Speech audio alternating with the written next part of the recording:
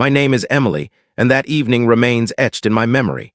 The dining hall shimmered under crystal lights, with chuckles echoing against stone surfaces. Servers moved around carrying sparkling wine glasses as flashes captured my sibling. Sarah looked stunning, naturally wrapped in elegant fabric, showered with compliments. Then our mother stood, holding her drink, gaze gleaming with admiration. To Sarah she announced, "The child who fills me with real joy." Cheers exploded, utensils tapping, family members smiling at the favored one. I remained still, my grin forced and faint, fingers shaking beneath the cloth. As sweets were served, a server placed a sleek envelope in front of me. The total, almost $2,000, glared like an insult. Mother leaned in, her tone sharp as a blade. "Proceed, Emily, settle it." In that instant, shame flared brighter than the flickering lights. That invoice wasn't merely about funds. It represented my role within this household. From childhood, I understood my position in the home was lesser. Sarah was forever the highlight. The golden locks, the warm grin, the youngster who earned cheers simply by entering a space. Family would squeeze her face and rave, "She'll capture hearts one day." And they'd look my way, clumsily noting, "Emily's the clever type." It seemed positive, but it was actually a runner-up award.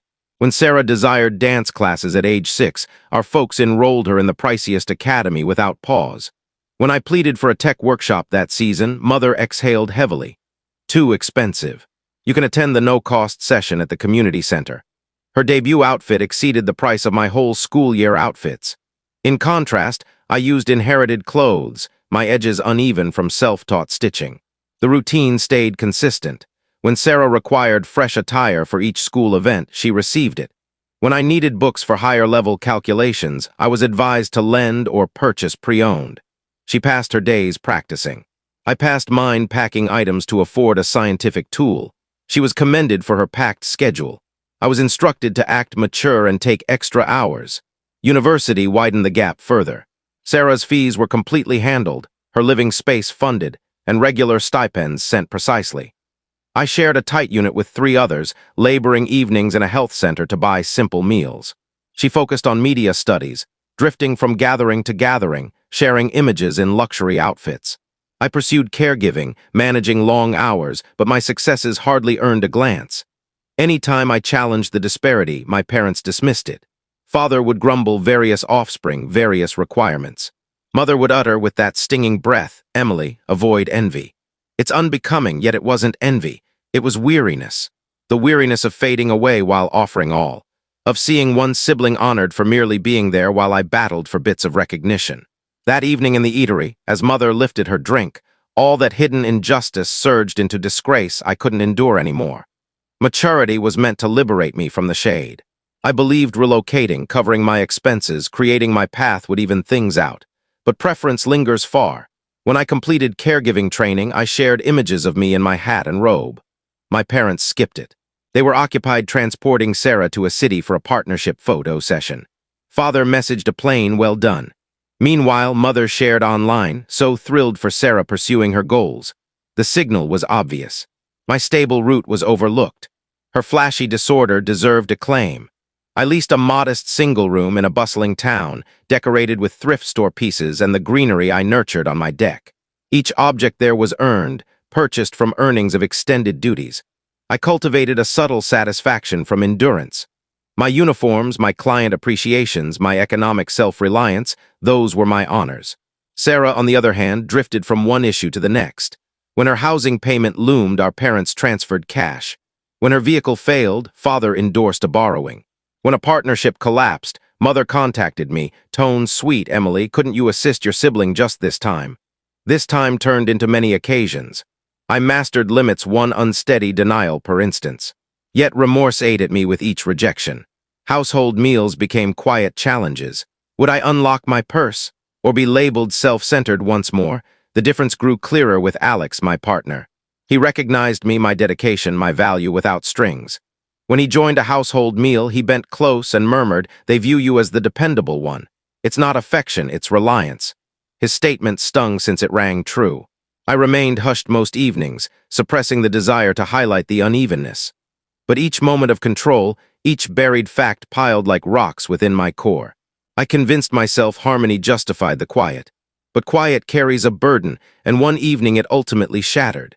and it shattered not alone, but in a packed dining spot with my mother grasping a drink aloft. The reserved area sparkled, lights casting shimmer over crisp fabrics. Sarah stood near the dessert, sparkles drawing every stray device lens, merriment grew, bubbles sparkled, and the image taker continued orbiting her. Mother clinked her vessel, the space quieted as if prompted. She beamed at Sarah, then skimmed over me like I was transparent. To my lovely Sarah, she stated, tone rich with admiration, the child who impresses me the most. The one who glows, cheers crashed like waves, some kin even dabbed eyes. I applauded as well, minor and cautious, warmth building in my cheeks. The treats came, lofty portions, candy blooms perched like tiaras. A server approached my spot, dark case presented politely. "Miss Emily," he inquired, positioning it tidily ahead. The invoice. The figure shown, 1980 prior to extra and fees. 22% recommended edition, subtly noted in soft shade. My pulse faltered. Utensils rang elsewhere like far-off chimes. A relative bent ahead. "Is that yours?" she murmured. Before I replied, Mother's voice sliced sharp and vivid. "As usual, Emily will manage it," she declared, raising her vessel. It's the minimum she can offer for her sibling's memorable occasion. A faint ripple of chuckles spread, then faded in the edges. Sarah drank bubbles, gaze sparkling, lips curved in a rehearsed expression. I gazed at Father. He coughed, then averted eyes, and relative shook her head, muttered, "That's unfair," then flushed. At the entrance, the overseer lingered, courteous worry on his features. "All good here, madam?" he questioned. Toward my mother.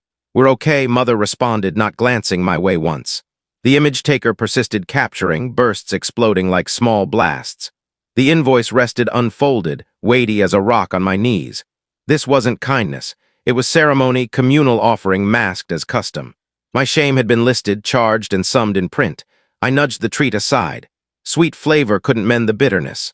Warmth rose my throat, a gradual blaze becoming inferno. If they sought drama, it was imminent.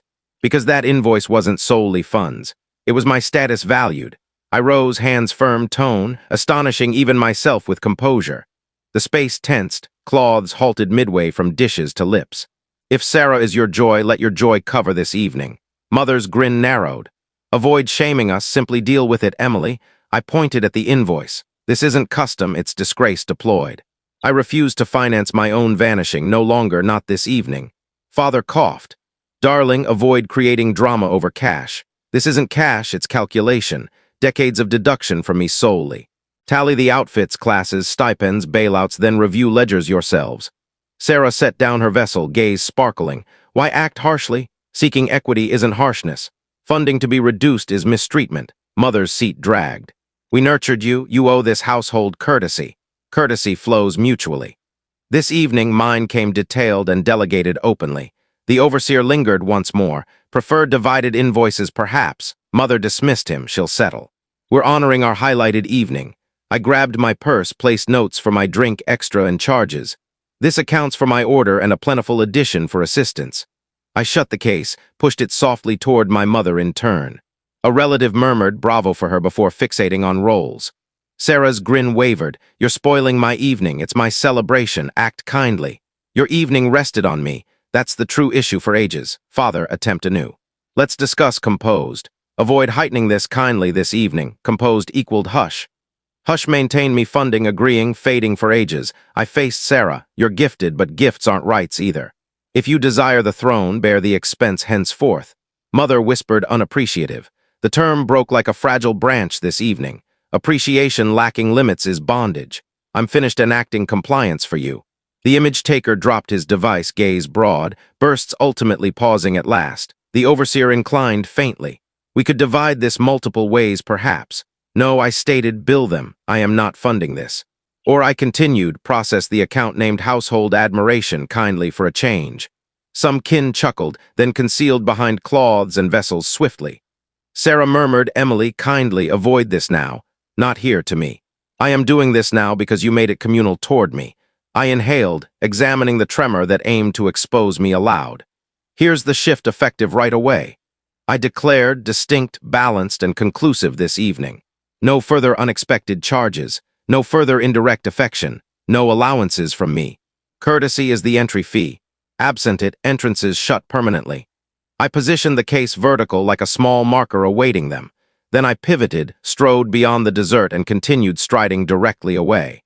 Behind me, seats dragged, tones clashed, tools rang like warnings everywhere. Outside, the evening breeze seemed truthful, chilly, utterly essential this evening. I breathed out.